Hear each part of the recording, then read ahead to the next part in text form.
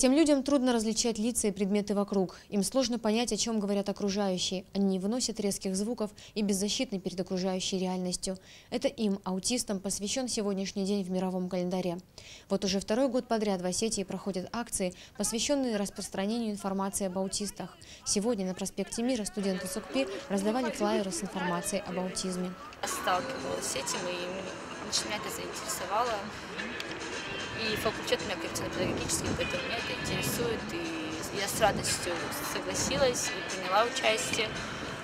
Для меня это огромный плюс и как для волонтера, и как просто для человека. Эти дети очень хотят общения с миром и людьми, и каждое произнесенное слово – это маленькая победа над собой. Дети, которых в обществе принято называть особенными, нуждаются в поддержке и внимании государства и общества. Эта акция проводится в нашей республике второй год, по России тоже проводится эта акция, да, мы присоединяемся к Российской Федерации в целом. В этом году отличительная особенность нашей акции в том, что участвуют еще и другие структуры. Помимо Министерства образования, включено еще и Министерство здравоохранения. По поликлиникам проводилась работа. Сотрудники нашего ресурсного центра, если по всем поликлиникам города и республики будут продолжать в течение недели ездить, распространяя информацию, оставляя буклеты, оставляя для родителей памятки и для педиатров. В семье Дудуевых 4 ребенка, 2 из них аутисты. Еще несколько лет назад ученые утверждали, что такие дети не способны получать образование. Но терпение и практика доказывают обратное. Вместе с мамой Мурата мы отправились к нему в школу, чтобы посмотреть, как идет обучение. Маленький Мурат уже умеет писать буквы. Первое время было очень сложно, признает учитель. Ребенок совсем не шел на контакт. Как она называется? Естественно, было очень тяжело.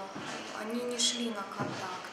Особенно Мурат без мамы не оставался ни на секунду. Это были такие тяжелые дни для него и для меня, и для мамы, конечно, для Залины. С Муратом были у нас трудности. Мы не понимали друг друга. Он никак не реагировал на меня.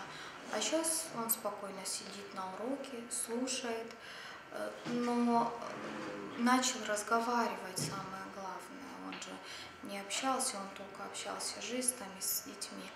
А сейчас он уже спокойно может общаться не только с одноклассниками, но и с другими детьми по всей школе. Мурат повел нас в кабинет, оборудованный для таких детей, как он. 4 года назад его мама Залина обратилась в ЮНИСЕФ с просьбой о том, чтобы дети-аутисты могли учиться в школе наравне с другими.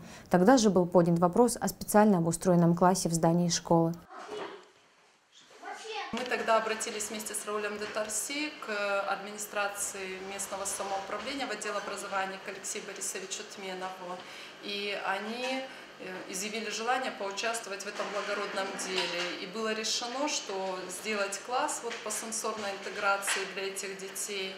И так появилась эта комната. Потом, через 2 года, в рамках программы «Доступная среда», Министерство образования дооснастило эту комнату, купив компьютеры для детей слабовидящих со специальной клавиатурой и звукоусиливающую аппаратуру, и наушники для детей со сниженным слухом. Из школы мы отправились домой к Дудуевым. У ребенка очень непростая жизнь. Он аутист, страдающий астмой, и каждый день дышит через ингалятор. Аутизм – заболевание иммунологическое. Такие дети не переносят злаковых пшеницы, поэтому им приходится соблюдать особую диету. А специальные продукты стоят совсем недешево. Для поддержания здоровья нужны и лекарства. К счастью, их бесплатно присылает семье Дудуевых врач из Англии. Недавно буквально Мурат стал замечать, насколько все красиво. То есть можно сказать, что Мурат в 11 лет, к нему пришла первая весна. Он останавливает меня возле каждого дерева, возле каждого цветочка и говорит: мама, посмотри, какая красота. И вот этот цветочек сделал Мурат своими руками.